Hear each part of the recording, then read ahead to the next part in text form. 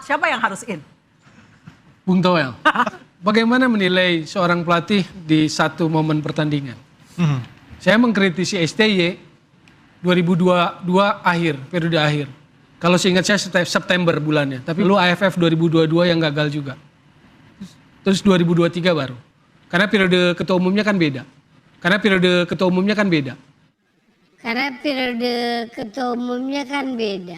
Jadi saya amati, masuk Piala Dunia dengan cara apapun. Tim ini setelah diisi oleh pemain-pemain diaspora kan memang mainnya lebih bagus. Tapi kalau buat saya sebagai bukan cuma pengamat kan, saya juga berkecimpung di pembinaan usia muda. Ada kekhawatiran loh Mas Bambang. Betul. Ini mau sampai kapan ya? Tapi Apakah kita ingin mencoba memaksimalkan potensi ini atau tidak? Dan seberapa bijak kita bisa memanfaatkan ini, tapi tanpa menafikan pembinaan. Saya Bang terus terang pemilik SSB juga Bang. Saya juga ingin sekali Bang, sebagai orang yang merintis SSB itu punya aspirasi tertinggi. Aspirasi tertingginya adalah melihat binaannya tembus timnas. Bukan hanya mendapatkan kontrak profesional, tapi bisa tembus timnas. Ya kan? Nah, Bang gimana sebagai pemilik SSB melihat ini? Wah, ini suatu kompetisi, Bang. Aku melihatnya sebagai tantangan. Berarti pembinaan kita harus benar-benar serius, ya kan? Apalagi mengadres apa yang kita sebut umur 8 sampai 12, memastikan basicnya itu sudah jelas, Bang. Basic belajar sepak bola, first touch, passing, move, first touch and move-nya beres, Bang. Umur 8 sampai 12. Jangan sampai masuk ke timnas U17 masih Basic. harus Dikuatin lagi. 8 sampai 12 bereskan. Oke, kembali lagi bersama saya Desa Sport Official. Sahabat-sahabat Garuda, ada sesuatu yang cukup menarik untuk kita tonton bersama, untuk kita bahas bersama. Karena apa? Karena Timnas Indonesia dalam pertandingannya di round 3 kualifikasi Piala Dunia 2026 zona Asia, Timnas Indonesia akan melanjutkan sebuah kompetisi ini bagaimana untuk bisa, harapannya bisa lolos ke Piala Dunia. Amin. Dan sahabat-sahabat Garuda, kita telah menyaksikan sebuah pil pahit yang kita telan mentah-mentah dengan debut dari Patrick Kluivert di Australia, dan sepenuhnya sekarang waktunya kita mendukung sepenuhnya 110%. Persenannya terserah kalian. Melawan Bahrain, mari kita fullkan GBK. Dan sahabat-sahabat Garuda, ada sesuatu yang sangat lucu ketika para komentator si paling ngerti bola mengatakan bahwa soal dari naturalisasi pernah dikatakan kepiting rebus lah, pernah mengkritik dari Coach Sintayong itu dimulai dari sejak itu, dan ininya bahkan dikatakan pula ini kritikannya karena pergantian dari ketum PSSI. Ini jelas ya, sampai di sini kan sangat jelas kan sejak siapa kritikannya yang sangat tajam. Jadi secara tidak langsung kritikan itu diluncurkan kepada Bapak Erick Thohir. Dan sahabat-sahabat Garuda, pernah pula ada yang mengatakan seperti ini, bahwa saya adalah orang yang berkecimpung di urusan persepak bolaan pengembangan usia dini, dan mengharapkan bahwa anak usia dini ini harus tembus. Tetapi ya, dalam persepak bolaan itu tidak ada yang namanya soal belas kasihan. Siapapun pemainnya wajib berkompetisi, siapapun pemainnya wajib bersaing. Jika tidak mampu, maka jangan salahkan PSSI, jangan salahkan Bapak Erick Thohir. Dan sejauh ini ya, meskipun kita cukup kecewa dengan pergantian pelatih yang dilakukan oleh Bapak Erick Thohir, tetapi bagaimana perkembangan sejauh ini Timnas Indonesia bangkit dan penuh kritikan itu saat ketika Bapak Erick Thohir menjabat sebagai PSSI. Catat itu. Jadi sangat jelas topeng asli para kritikus, topeng asli yang dulu diam-diam saat ini muncul ke publik dengan mengkritik habis. Dan ini adalah bantahan yang sangat nyata dari Bung Hamdan Hamidan. Dan juga bagaimana perkembangan dari persepak bolaan saat ini bukan hanya soal dari timnas sebenarnya, tetapi karena framing-framing dari para kritikus seolah-olah Bapak Erick Thohir itu tidak bergerak ke bawah. Kan begitu ya. Jadi mari kita patahkan narasi-narasi itu bersama Bung Hamdan Hamidan berikut ini. Bukan hanya olahraga, bukan hanya sepak bola, bukan hanya basket, tapi seluruh talenta, Bang. Regulasi kita udah mensupport, Bang. Nah, saya pikir sudah semakin terbuka, Bang, untuk hal ini. Jadi kita harus bisa memanfaatkan talenta yang ada, dan dari sekarang itu kita sudah memetakan nih. Seperti apa yang kita lakukan misalnya di Kemenpora ya. Kita memetakan seluruh cabur, Bang. Bukan hanya sepak bola, kita mendapatkan sekitar 600 nama atlet lintas cabur lebih dari 10 cabang olahraga. Diaspora. Dan sekarang kita nih ada di fase di mana ada talent war, Bang. Berkompetisi mendapatkan talenta terbaik. Oke, kita berikan analogi sepak bola, Bang. Hari ini saya baca di Football Italia, Bang. Ada tim kebanggaan kita yang dimiliki oleh orang Indonesia, Como ya.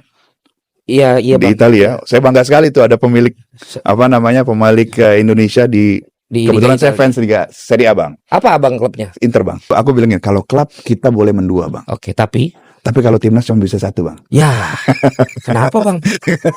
Ya kan timnas cuma di Indonesia aja, Bang. Tapi zaman-zaman kalau dia kan baru sekarang ini melenceng sedikit aja, Bang. Iya. Saya kan punya second timnya Indonesia udah pastilah. Iya. Second tim national team saya kan Belanda dari dulu. Makanya sekarang happy banget nih. Malah bisa oranye Indonesia gitu kan. Tapi Abang selain Indonesia masih kalau yang nonton Piala Dunia nih, Abang dulu jagoin siapa? Italia kalau nggak Brazil, Bang. Oh, iya. Tapi kembali ke Como, Bang. Hari ini saya baca, itu ada satu talenta namanya Asane Diao. Dia umur 19 tahun, kelahiran 2005. Nama Senegal ini, bukan? Nah, dia itu kalau nggak salah 18, 19, 21 bermain untuk Spanyol, Bang. Jadi dia pemain timnas U18, 19 dan 21-nya Spanyol. Kemudian dia ini hari ini baru memutuskan untuk membela Senegal. Jadi poin saya adalah dengan semakin kompetitifnya dan talent war-nya itu bisa jadi, Bang, kalau kita tidak pintar mengidentifikasi talenta kita diambil sama orang, Bang. Sepakat. Gitu, Bang. Itu bisa kejadian. Dan begitu juga kalau kita cerdik, kita yang mengambil gitu kan. Seperti mungkin Abang bentar lagi kita akan nonton timnas U17. Matt Baker misalnya. Jadi dia memang dari awal sudah punya paspor Indonesia atau bisa mendapatkan paspor Indonesia tanpa naturalisasi. Nah, kita lihat dari dia bermain, kita melihat wah ini Matt Baker spesial, makanya ketika ada permintaan dari Coach Nova, kita tempatkan dia sampai gambarnya saya masukin di depan tuh, Bang. Kode lah istilahnya gitu kan ya. Ternyata Coach Nova juga sangat happy. Dan senengnya dia mau ya, Bang ya. Padahal kan dia dipanggil juga sama U18 Australia kan. Nah, itu menarik juga tuh, Bang. Mungkin Abang bisa 2 hari kita nggak tidur tuh. Nah, itu kan nggak tahu kita. Oh, ternyata ada ininya juga, Bang. Ada proses untuk persuading gitu, meyakinkan dia atau gimana, Bang? Iya, mungkin ya bersama-sama lah. Ya gimana tuh, Bang? Apa cerita lah? Well, ini teamwork ya semua. Jadi saya mendapat WA dari ibunya bahwa ibunya bilang, Pak Hamdan ada waktu untuk ngobrol, nggak ada sesuatu yang ingin kami bicarakan gitu. Terus saya bilang, ya monggo, yuk kita ngobrol gitu kan. Terus dia mengatakan kepada saya, kami mendapatkan surat dari Australia untuk mengikuti TC dan kami sepertinya akan berangkat. Lalu saya mengatakan kepada ibunya, izin Bu, Ibu menelpon saya untuk menginformasikan atau masih ada ruang untuk berdialog. Oh Pak, kami juga pengen dengar perspektif Bapak. Bisa nggak kita ngobrol? Oh, dengan senang hati Bu. Akhirnya saya jelaskan bahwa Matt Baker ini adalah salah satu pemain yang betul-betul dianggap potensial oleh Coach Nova, dan pada saat itu kan Coach Nova juga asistennya Coach Sintayong. Jadi saya mengatakan juga bahwa ini nih transition pattern-nya ini sudah jelas ya. Saya jelaskan bahwa statistically speaking, Bang, pemain U17 itu kalau U17 ya, chance dia untuk masuk ke timnas senior, Bang, kalau di liga di tim-tim Eropa ya, tim-tim negara-negara Eropa itu cuma sekitar 10-20%, Bang. Makanya kan banyak wonderkid yang nggak jadi, Bang. Itu statistically speaking, Bang. Bagaimana tadi, Bang? U17? Jadi misalnya Abang ada pemain nih sekarang bermain di U17 Jerman. Dia tuh cuma punya chance 10-20% untuk tembus ke timnas senior. Jadi kalau misalnya di grupnya dia ada 20 pemain itu sekitar 10%, berarti cuma 2 orang yang make it to timnas senior atau 2-4. Ya kan? Nah, statistik itu akan semakin naik semakin tinggi kelompok usia umurnya. Jadi kemudian U17 itu statistically tidak signifikan, Bang. Jadi kalau ada pemain di luar sana, adik-adik kita yang kita cintai, if you don't make it to U17, jangan berputus asa. You have the whole world in front of you. Banyak kesempatan. Nah, begitu naik ke U19, naik tuh sekitar 25%, Bang. Itu U19. Make sense. Begitu dia naik U21 itu bisa 40-50%. Tinggi lagi. Nah, itulah sebetulnya transisi yang ideal. Jadi 17, 19, 21. Nah, saya waktu itu menyatakan kepada mamanya, kepada orang tuanya, kepada Matt Baker dan ayahnya juga. Jadi saya sampaikan bahwa, look, ini Coach Nova asisten coachnya Coach Sintayong, dan Coach Sintayong ini suka mempromosikan pemain muda. You are on the right track nih, gitu. Terus juga ngobrol juga dengan Pak Ahmad Zaki juga ngobrol. Kita punya keseriusan kepada Anda. Alhamdulillah kan. Manajer timnas ya. Manajer timnas. Jadi alhamdulillah teamwork, Bang. Teamwork makes the dream work kan. Alhamdulillah ya dia bilang, oke, kita convince bermain untuk Indonesia. Dan saya pikir dia sudah latihan sekarang, sudah datang ke. Dan dia bahkan hampir sempat di U20 kan. Dia Waktu itu terus betul tapi juga. dibilang karena harus fokus ada U17. Betul, Ya, betul. Dan di U17 dulu kan gitu kan. Betul, Artinya jadi- dia seperti U20 juga udah dilirik ya. Jadi klubnya itu mengatakan kepada dia, kamu harus pilih satu. Iya. Karena dia juga diminta ada waktu untuk bermain untuk klub. Iya. Ya kan? Dan di klubnya dia baru main untuk U23 sekarang, Bang. Jadi ini 15 tahun, Bang. Betul. Anak 15 tahun udah main di U23, Bang. Gokil ya. Jadi alhamdulillah nih, Bang, kita punya talenta-talenta muda yang stok semakin banyak kan semakin bagus, Bang. Iya. Ya kan? Italia aja Yang yang juara udah kali- juara berapa kali sampai nyari talent tuh Bang ya. Yang keturunan ya. Iya, dan juga kan pernah terjadi juga ketika Piala Dunia Seru ya. 2006, Iya. Mauro German Camoranesi, itu buyutnya kan dia kan Camoranesi Juventus. Juventus, Emang dia keturunan? kan dia kan orang Argentina, Bang. Oh iya Camoranesi. Buyutnya orang Itali. Oh, Dia kan Mauro Camoranesi ya. Mauro German Camoranesi, betul. Abang nih ternyata beneran orang bola Bang ya. Kelas ini. Cocok ngobrol sama saya nih. Itu kan terjadi. Marco Simone, Betul. Jean-Pierre Papang, angkatan itu Bang ya. Ketahuan di umurnya, Dia Bang. soalnya tadi bentar lagi Ciro Ferrara, Dino Job lama-lama. Tapi itu terjadi, Kelas, Abang. ya kan? Dan sekarang apa yang Dan sekarang Abang udah teriak-teriak itu dari dulu Bang ya. sekarang saya tanya sekarang. Sekarang susah tanya nih deh, kayaknya. fans, Yang susah-susah, fans Serie A ataupun fans timnas Itali. Retegui dipanggil nggak? Harus dipanggil nggak ke national team selection sekarang? Ya kalau lihat prestasinya mah panggil ya Bang. Iya kan? Berarti Dia apa Bang? Turunan apa deh?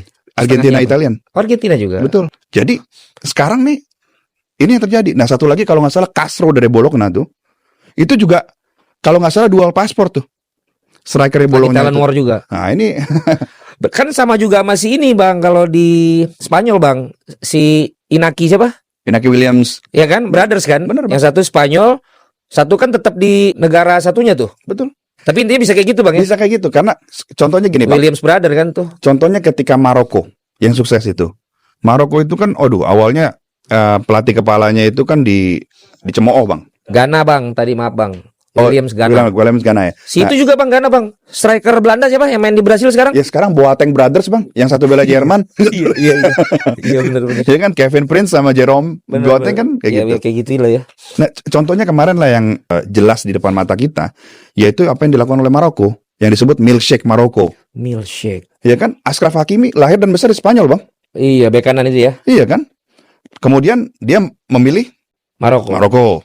Hakim Ziyech Belanda. Maroko, depan. Belanda, Iya, kan? Banyak Belanda tuh di Jadi kaptennya Maroko, Iya. ya kan? Kemudian Lah si Amrabat Hakimi gedenya di Belanda, Pak. Di Spanyol, Bang. Spanyol, Bang. Oh iya? Iya. Sekarang ada satu pemain Real Madrid, Bang. Diaz, ya kan? Ibrahim Ibrahim Diaz Diaz. yang itu apa, Bang? Maroko dan Spanyol, Bang. Maroko juga ya. Iya, jadi ini sudah realita, Bang. Nah, sekarang pertanyaannya, apakah kita ingin mencoba memaksimalkan potensi ini atau tidak? Dan seberapa bijak kita bisa memanfaatkan ini, tapi tanpa menafikan pembinaan. Ini yang saya ada tadi tunggu-tunggu. Abang masuk ke situ nggak? Kalau nggak saya yang nanya. Karena saya Bang terus terang pemilik SSB juga, Bang. Saya juga ingin sekali, Bang, sebagai orang yang merintis SSB itu punya aspirasi tertinggi. Aspirasi tertingginya adalah melihat binaannya tembus timnas. Bukan hanya mendapatkan kontrak profesional, tapi bisa tembus timnas. Ya kan? Nah, Abang gimana sebagai pemilik SSB melihat ini? Wah, ini suatu kompetisi, Bang. Aku melihatnya sebagai tantangan.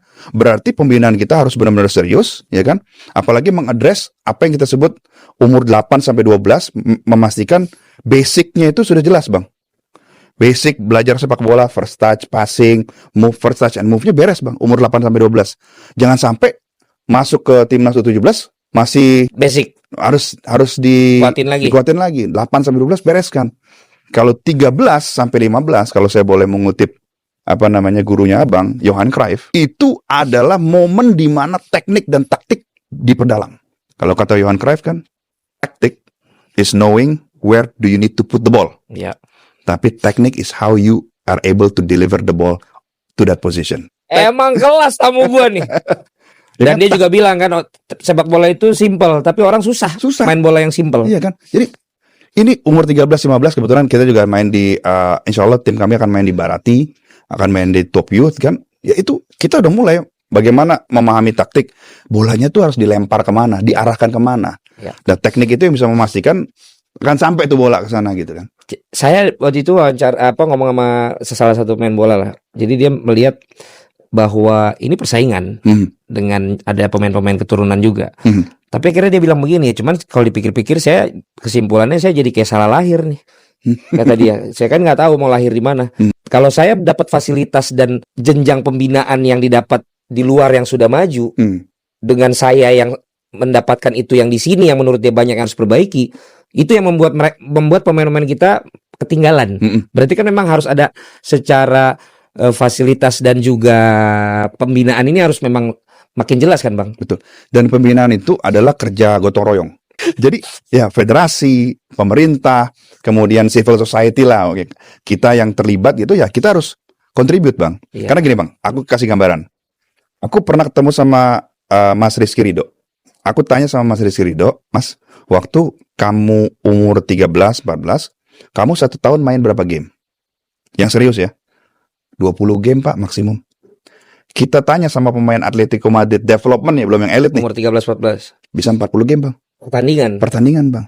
11 lawan 11-nya bisa 30 game. Bisa 20-30 game plus 7v7 Bang. 7 lawan 7. Nah kita sekarang matematika aja Bang. Kalau kita percaya apa ada teori yang disebut 10,000 hour itu Bang. Ya, yang dipopulerkan oleh Malcolm Gladwell kan. Walaupun bukan beliau yang menciptakan. Intinya itu kita butuh intensive training and exercises and matches ya 10.000 jam. Kalau dari umur 13 tahunnya ini kita udah dapetin 40 game buat anak-anak kita, insya Allah Bang, saya percaya talenta kita juga tidak kalah. Ya kan? Asal kompetisinya ada, trainingnya juga proper, saya pikir we have a chance. Nah, sekarang pertanyaannya, kita harus memastikan trainingnya benar Bang. Ya kan? Jadi coachesnya benar gitu kan, dengan sertifikasi, memahami betul bagaimana cara karir growth-nya seorang potential atlet itu seperti apa. Kemudian memastikan game time-nya itu. Dengan kita sudah dengar tim kepelatihannya kan lengkap nih Bang. Sekarang national team. Terus nanti kita nunggu direktur teknik juga. Apakah memang ini juga menurut Abang akan menjadi bagian dari proyek jangka panjang yang blueprint-nya juga sudah disampaikan Pak Ketum ya kemarin sampai dengan nanti 2030-an 2045 untuk termasuk mulai juga membuat satu revolusi lah untuk pembinaan itu. Apakah ini menurut Abang termasuk dengan tim ini? FIFA mendefinisikan direktur teknik itu sebagai arsitek sepak bola yang sebuah negara Bang. Ya itu kalau direktur teknik ngomongnya long term Bang. Kalau coaches short term. Karena coaches kan ada target nih. Misalnya lolos ke Piala Dunia misalnya ataupun masuk ke kualifikasi ronde keempat. Itu coach Bang. Tapi direktur teknik adalah yang mengarsiteki, memastikan pembinaan itu akan menghasilkan talenta yang bisa masuk ke klub-klub, ke tim-tim terbaik, bisa masuk ke timnas, syukur-syukur bisa bermain di luar negeri. Gitu. Itu berarti memang ada ke sana ya? Iya, saya pikir memang kita harus Bang. Jadi dua-duanya harus jalan Bang ya? Harus jalan. Sinergistik Bang. Saya melihat ini sebagai sinergistik antara pembinaan dan pemerintah menggelontorkan banyak Bang resources untuk pembinaan Bang. Seperti SKO, Sekolah Kejuaraan Olahraga, PPLP, PPOP, kemudian di POP, kemudian di misalnya di Athletic Center kita yang di Cibubur itu yang sedang dibangun itu kan juga akan menjadi semacam asramanya buat atlet-atlet spesial negara kita, lintas cabur. Nah, diharapkan dari itu muncullah talenta-talenta baru. Jadi pemerintah is all in untuk ini. Ya kan, memasukkan semua kemampuannya untuk memastikan pembinaan berjalan dengan baik, tapi juga tidak menafikan potensi diaspora. Jadi ini bisa sinergistik gitu. Teamwork make the dream works. Betul. Kelas banget. Oke, sobat-sobat Garuda fans, saya rasa cukup statement barusan. Jadi bagaimana menurut kalian? Silakan ditulis di kolom komentar dan jangan lupa like dan subscribe channel ini agar kalian tidak ketinggalan informasi penting khususnya Timnas Indonesia. Salam sepak bola keren, salam sepak bola bersih Timnas Garuda Jaya. Bersama saya, salam olahraga kita Garuda.